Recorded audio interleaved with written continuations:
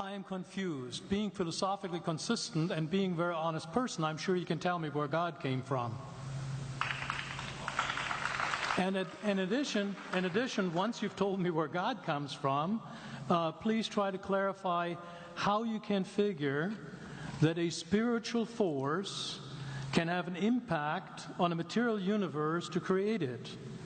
I think that some years ago we already talked about that kind of thing in philosophical circles at any rate, by posing the question, if angels are made of spiritual matter and a pen is made of material matter and spiritual matter displaces no space, how many angels can dance on the tip of a pen?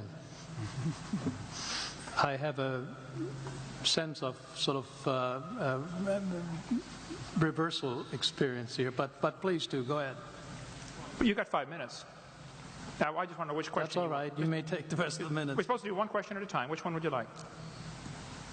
That was part of the format for the debate. So which question? I want you to fill in the story of the rest of the beginning of the universe.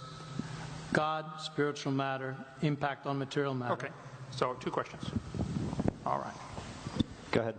All right, your question, where did God come from, assumes that you're thinking of the wrong, obviously it displays that you're thinking of the wrong God, because the God of the Bible is not affected by time, space, or matter. If he's affected by time, space, or matter, he's not God.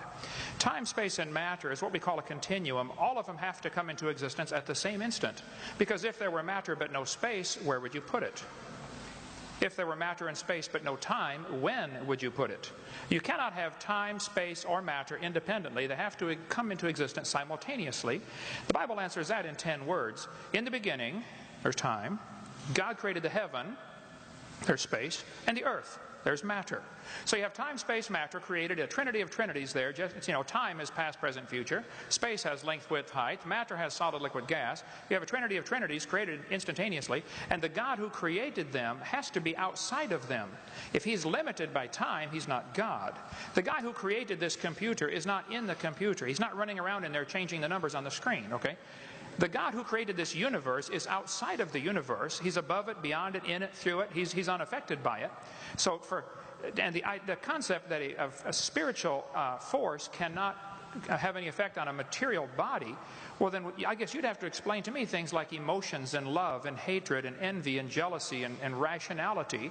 I mean, if your brain is just a random collection of chemicals that formed by chance over billions of years, how on earth can you trust your own reasoning processes and the thoughts that you think? Okay, so your question, where did God come from, is assuming a limited God. And that's your problem. The God that I worship is not limited by time, space, or matter. If I could fit the infinite God in my 3-pound brain, he would not be worth worshiping, that's for certain. So that's the God that I worship. Thank you.